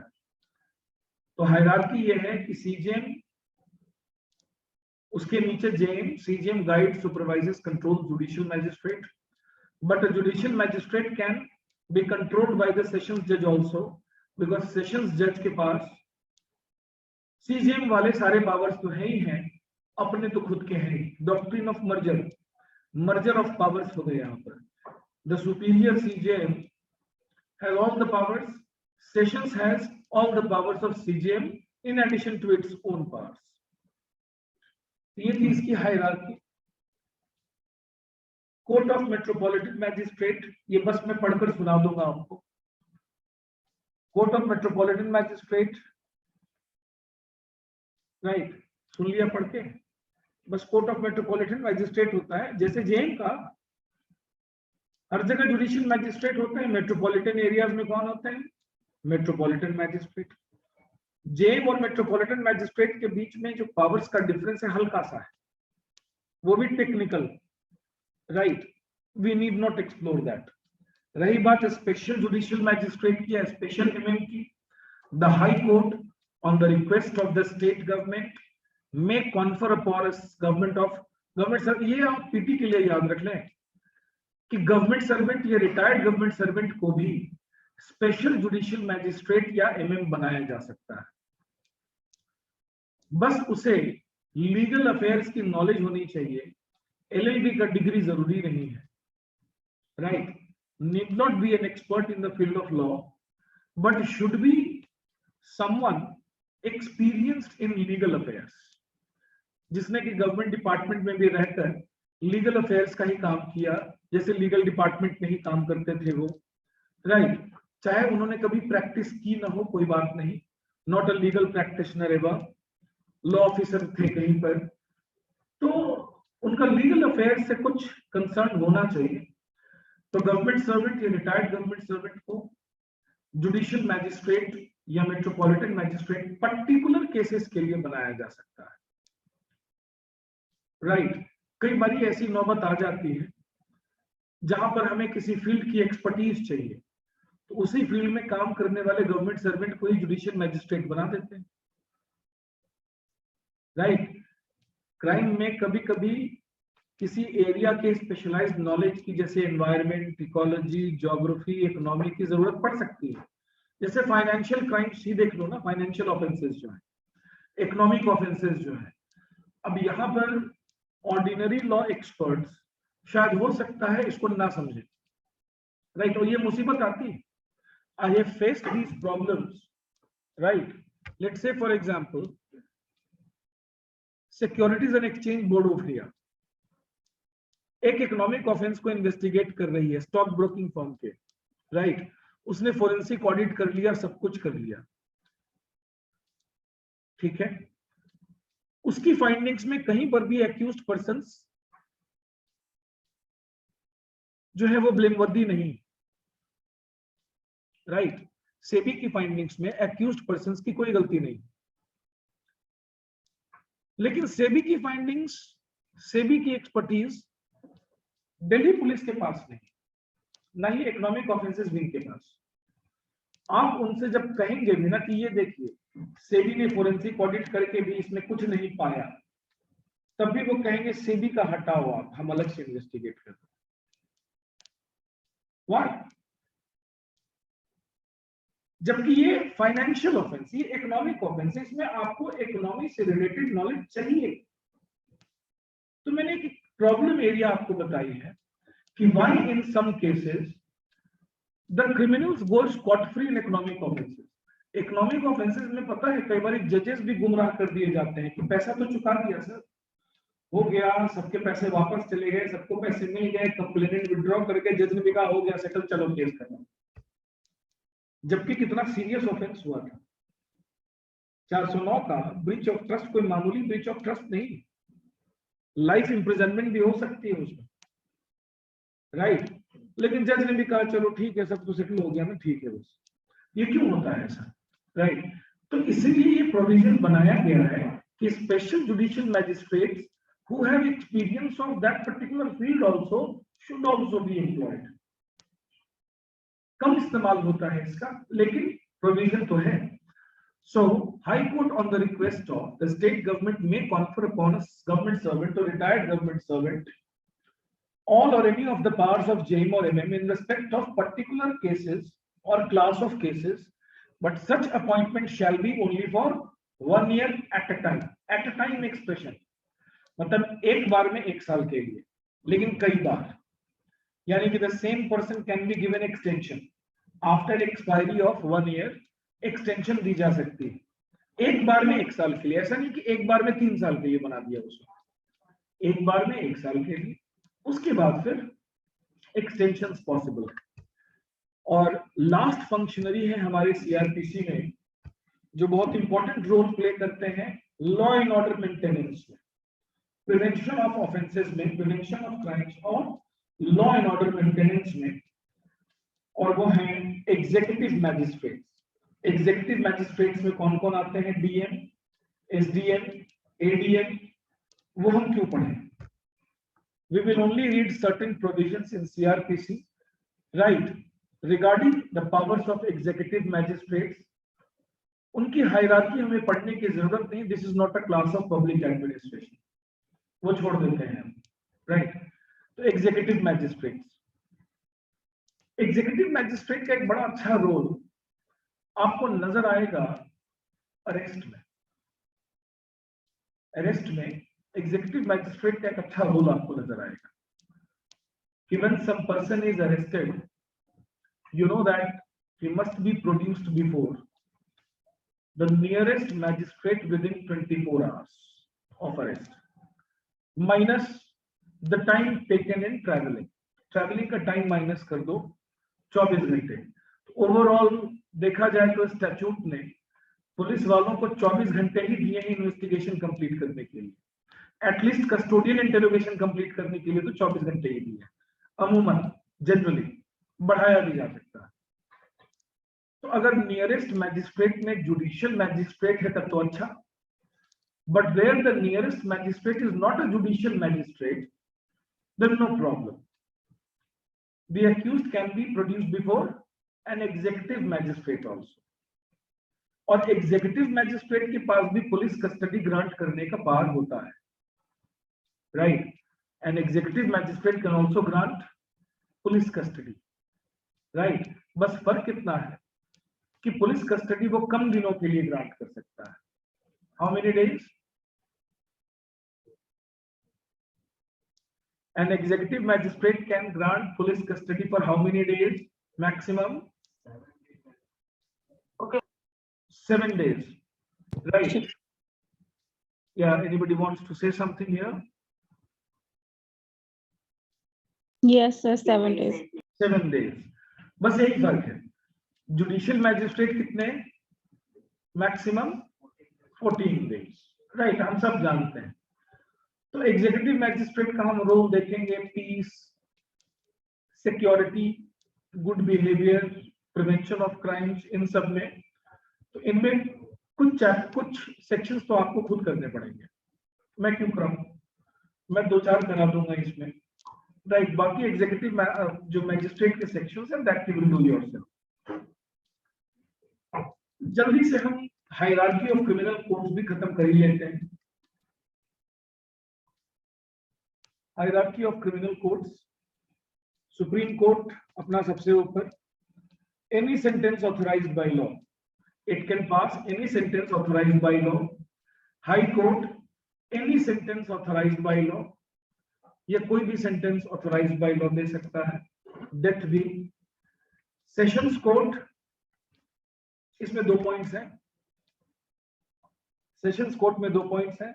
Any sentence authorised by law but sentence of death is subject to confirmation by the high court, और कंफर्मेशन के लिए कौन सा सेक्शन है सीआरपीसी का? सेक्शन 366। मैं समझूंगा सेक्शन 366 367 एक साथ पढ़ना चाहिए हमें। We should read both the sections together. आप यहाँ पे सेक्शंस मेंशन कर लें कंफर्मेशन का, राइट। तो assistant session confirmation bye the high court, bracket में आप लिख लें 366 to 371,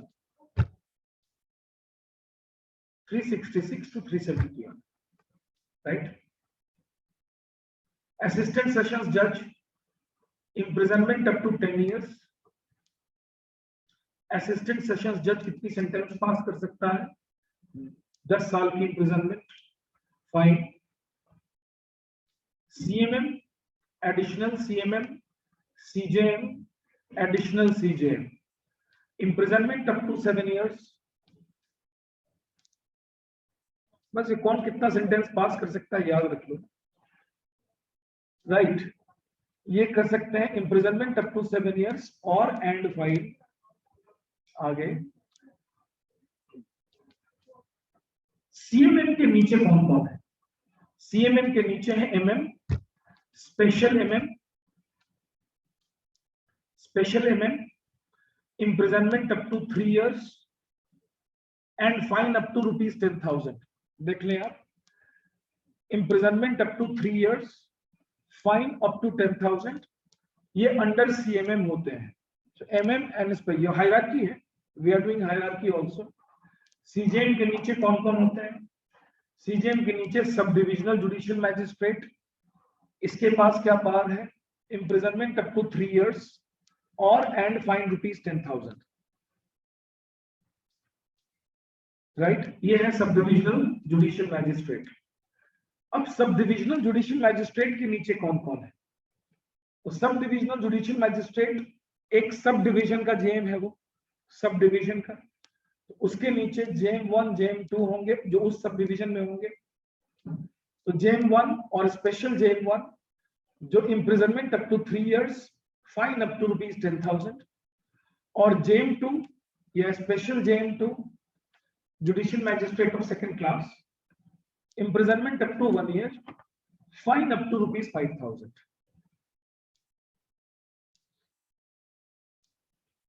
And this was very boring, right? कहीं तो ये पढ़ना है, तो जब अपना बेयर एक्ट बना रहे हैं तो एक सिंपल कहीं पर ले डाउन हो, सेक्शंस को पढ़ने के बजाय यही दिमाग में रखें, जरूरी है। दिस इज इंपॉर्टेंट क्योंकि पीटी में पूछ सकते हैं आपसे। Easy questions are also sometimes very tricky, right. तो JM2 या स्पेशल JM2, स्पेशल लग जाने से उसके इम्प्रिजनमेंट या उसके फाइन के जुरिस्डिक्शन में कोई इजाफा नहीं हो जाएगा, इट वोंट इंक्रीज, उतना ही रहेगा। चाहे वो स्पेशल इसलिए है क्योंकि एक खास केस के लिए उसे अपॉइंट किया गया है, दैट्स इट। पावर वही, राइट। 1 year, ₹5,000। तो our next topic is powers of courts। यही मेरा फेवरेट टॉपिक है आज जो भी हमने क्लास करी उसमें। तो पावर्स ऑफ कोर्ट्स में हम सेक्शन 26 से शुरू करते हैं। We'll start from section 26. So should we do it today or should I stop it? क्योंकि इसके साथ में अब इंटरलिंकिंग शुरू करूंगा। इंटरलिंकिंग होगी जैसे कि इसमें हम पढ़ेंगे सेक्शन 374 और 407, 374, 407। और एक बात बता दूं, अब जब मैं सेक्शन वाइज करना शुरू हो रहा हूं तो जब मैं इंटरलिंकिंग करूंगा तो इंटरलिंक किए वाले सेक्शंस जो बाद में है जैसे 374 वो मैं दोबारा शायद, राइट, सिर्फ सीक्वेंस के लिए कर दूं, इलैबोरेटली नहीं करूंगा, वो यही करूंगा। I will be doing exhaustively here only.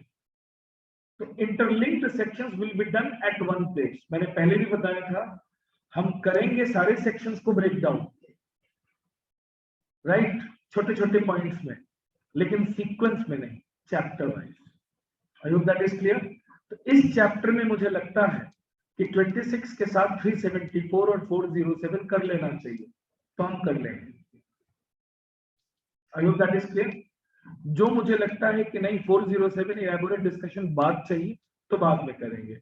So this is how I have planned, in which I will take inputs from you also, whether you like this plan or not. Though others have liked it always, you may have some suggestions you can give. I will really not take it otherwise. But this is how I have planned it. So our next chapter, new chapter begins.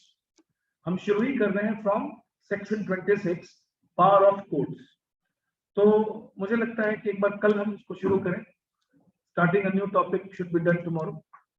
Right, we'll stop here. Have a good day. Bye. Okay, thank you, sir. Thank you, sir. Thank you, sir.